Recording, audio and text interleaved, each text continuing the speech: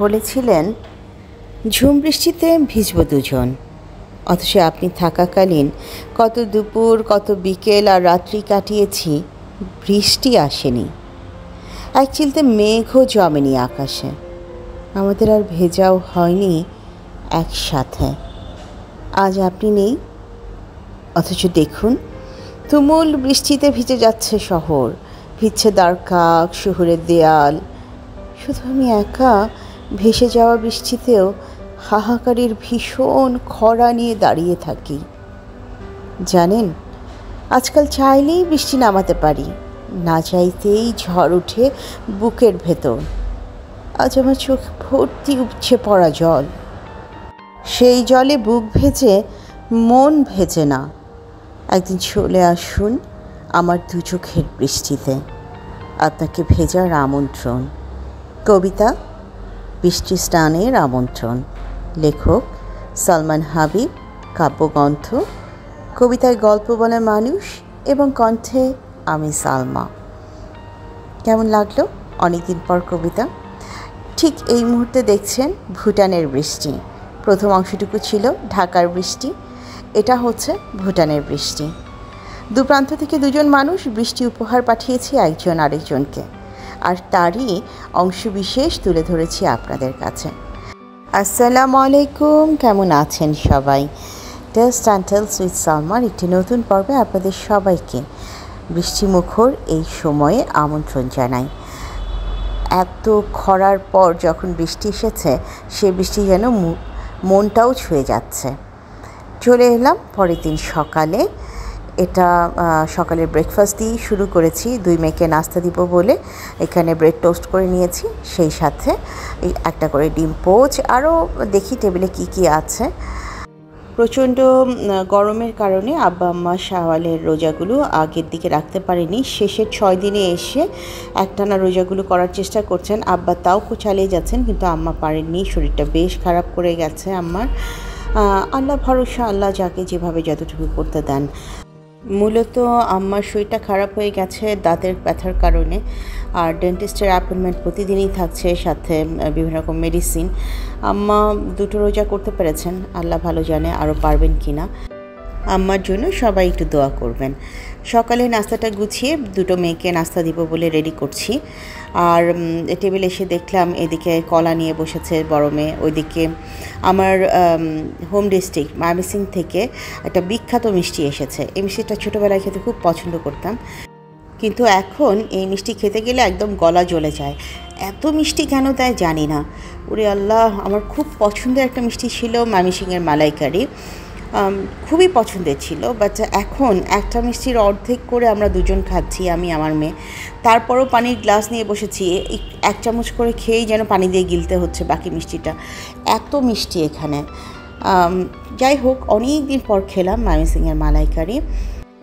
তবে যাই বলুন না কেন, আমার ছোটোবেলার সেই টেস্টটা আমি আজ কোনোভাবেই পেলাম না। আমার বারবার মনে হচ্ছিল যে টেস্টটা কোথাও মিসিং।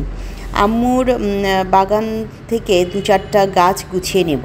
অ্যাকচুয়ালি বসে বসে দেখছিলাম ভিলেজ ফ্লেভার থেকে হচ্ছে রেশমা আপুর ভিডিও। রেশমা আপু তার ইনডোর প্ল্যান্টগুলোকে সুন্দর করে গুছিয়ে নিয়েছেন। তো সেটা দেখে হঠাৎ মনে হলো যে আম্মার কাছেও তো প্রচুর পরিমাণে গাছ আছে, আমি আমার নিজের নতুন বাসার জন্য 2-4টা করে কেন গাছ গুছাবো না, গুছিয়ে নেওয়া প্রয়োজন। তো যেই ভাবা সেই কাজ। আম্মার বারান্দায় যেয়ে দেখলাম খালি 1-2টো টব পড়ে আছে, তো সেগুলোকে এনে প্রথমে একটু ঘষে মেজে পরিষ্কার করে নিয়েছি। তারপর কিছু মানি প্ল্যান্টের ডগা আনলাম, সেটাও আম্মারই অন্য একটা টব থেকে আনা হলো।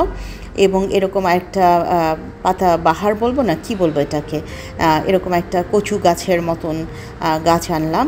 এছাড়াও আরও একটা মানি প্ল্যান্টের রেডি করব। এই টবগুলো আম্মুর বারান্দার পিছনে দেখলাম পড়েছিল, তো ওখান থেকে এনে আস্তে আস্তে রেডি করছি।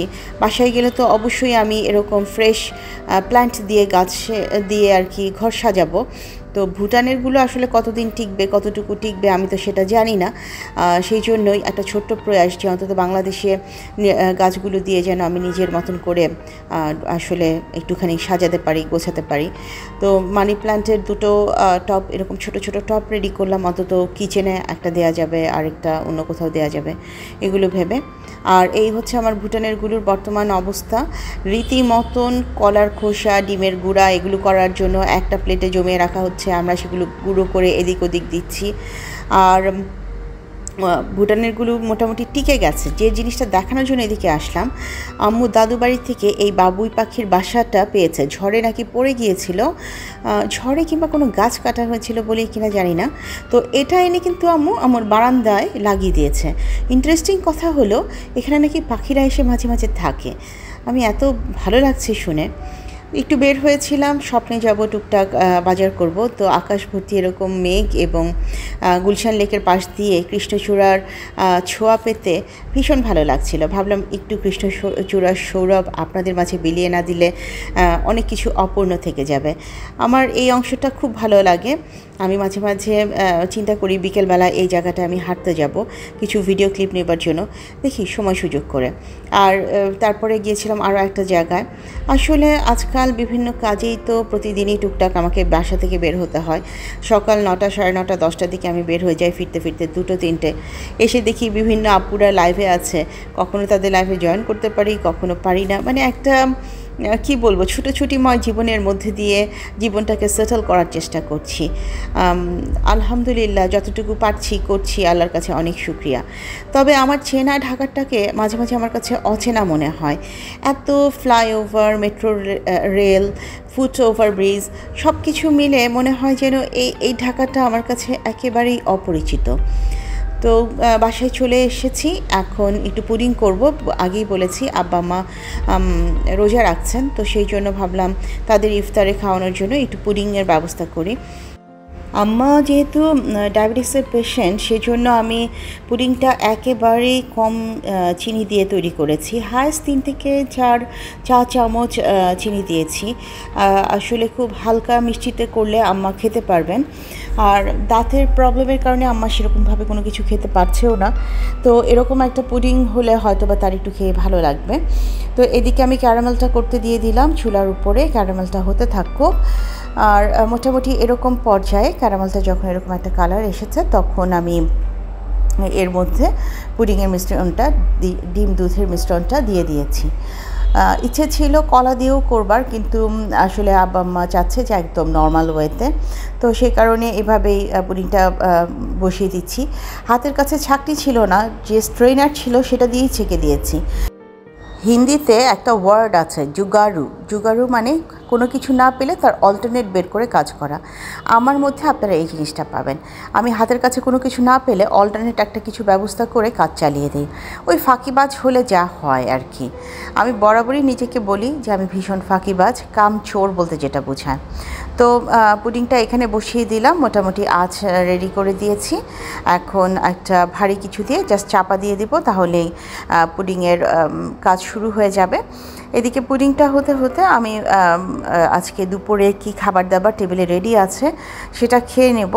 আসলে এটা পুডিংটা বসাচ্ছিলাম 2টো 2:30টার দিকে, তখন আমার প্রচণ্ড ক্ষুধা লেগে গিয়েছিল। তো আমি ভাবলাম যে ঠিক আছে পুডিং হতে থাক আর আমিও খেতে চলে যাই। আজ আমার ভীষণ পছন্দের কিছু খাবার, এটা হচ্ছে পটল ভর্তা। এটা আম্মার বাগানের পুঁই শাক, কলমি শাক, সেটাও আম্মার বাগানের, ঢ্যাঁড়সটা কেনা।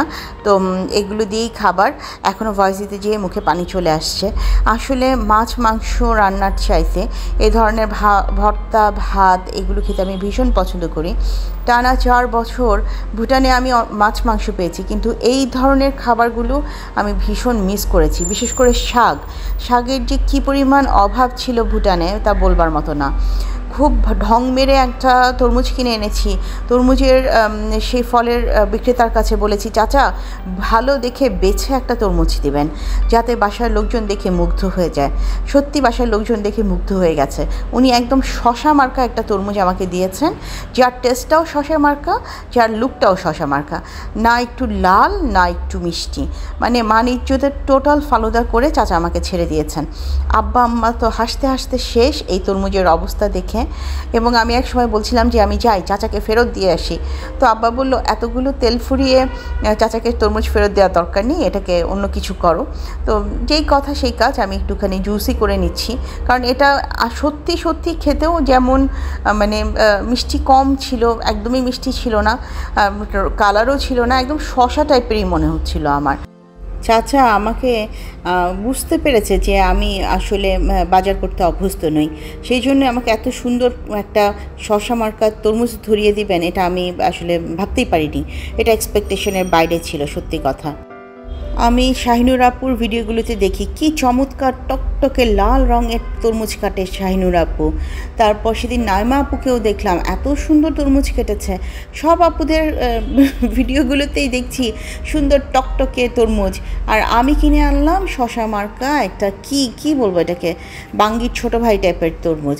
আচ্ছা যাই হোক, বাঙ্গি আমার বেশি একটা পছন্দের ফ্রুটস নয়, যাদের পছন্দের ফ্রুটস তাদের জন্য তারা কাইন্ডলি অন্যভাবে নেবেন না। আর এই যে আমার পুডিং চলে এসেছে, এবং যথারীতি বাংলাদেশে এসেও আমি আমার পুকুর মার্কা পুডিংই বানিয়ে চলছি। আমি বুঝলাম না, আমি পুডিং বসালে পুডিং কেন পুকুর মার্কা হয়? সবার পুডিং হয় একেবারে ফুটবলের গ্রাউন্ড, মানে ফুটবল মাঠের মতন, আর আমার হয় একেবারে পুকুর মার্কা পুডিং। এনিওয়ে, পুডিংটা খেতে ভালো হয়েছিল, আব্বা আম্মা তৃপ্তি নিয়ে খেয়েছেন, এটা আমার কাছে একটা অনেক বড় প্রাপ্তি যে তাদের পছন্দ হয়েছে।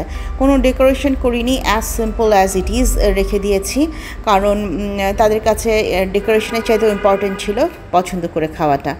আজকে ইফতারিতে আব্বা আমার জন্য ছিল খেজুর, তারপর এই পাশে একটু রোল ভেজে দিয়েছে। আর যেহেতু ইফতারি টেবিলে আমরাও বসি, আমার দুই মেয়ে বসে, ওদের জন্য একটু নাস্তা, এদিকে বুট, এখানে একটুখানি রাখা হয়েছে নুডলস, এখানে ডাবের পানি।